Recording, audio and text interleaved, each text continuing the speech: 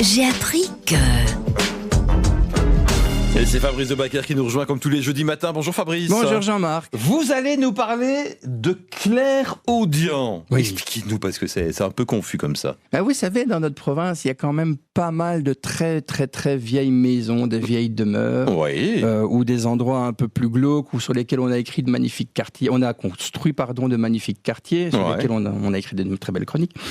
Et il y a parfois des gens qui se rendent compte qu'il se passe des choses bizarres chez eux. Il y a un an d'ailleurs, il y a une personne qui avait défrayé la chronique parce qu'elle entendait des voix. Oui, et c'est des vrai, choses du bizarres. côté d'Arlon, ça, je pense. C'est ça, Ouais, exactement. ouais. Mhm. Et donc, cette personne avait été contactée par une clairaudiente. Ah, c'est quelqu'un qui entend des voix alors. C'est ça, ce sont des gens qui visiblement ont une espèce de don, qui entendent des choses. Qui sont médiums quelque part. C'est ça, ce sont comme des médiums dans le sens où ils font le lien entre ce qu'on ne voit pas et ce qu'on ne sait pas, et ce qu'on voit et qu'on sait. Mhm. Alors c'est intéressant parce que ils disent que on ne choisit pas. Ça vient pas, ça peut arriver après un traumatisme très important, tout comme ça peut être un don familial. Oui, tout à fait. Il paraît que les jeunes enfants ont ce don-là, ils le perdent en grandissant. Oui, il paraît que c'est pareil pour les yeux aussi, parce qu'on se met tellement de carcans sur notre cerveau en disant que les fantômes n'existent pas, etc.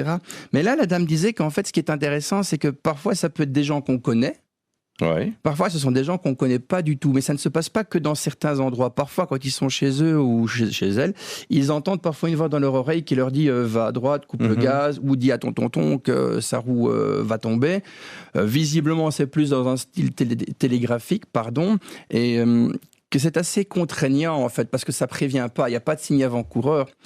D'un autre côté, ce qu'elle dit, c'est que ce qui est intéressant... Et qui est cette dame? Parce qu'on ne peut pas préciser. Ah non, j'ai promis que je ne dirais pas ça. D'accord, donc vous parlez d'une dame qui habite la province de Luxembourg et qui vous a parlé de son expérience. C'est ça, parce qu'en fait, je l'ai rencontrée à Arlon à ce moment-là. Oui, okay. Et elle attendait le bus et moi je passais dans la rue. Donc voilà. Elle dit que parfois la police fait appel à eux aussi. Ouais. Que les vraies personnes qui ont ce don-là, c'est comme disent les francs-maçons, si vous les cherchez, vous les trouverez. Elles ne se font jamais payer. Exactement, ça parce c'est que vrai. le but, si on vous demande de l'argent, c'est de l'arnaque. C'est ça. Ça, c'est pas comme machin qui vous envoie le grand amour perdu depuis Tombouctou.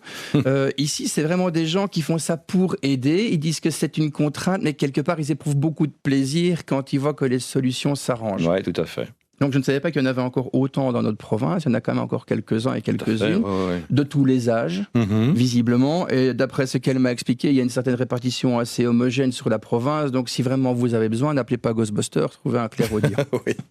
Merci Fabrice pour encore cette présentation et ce joli portrait. Belle journée, à bientôt. Au revoir Jean-Marc.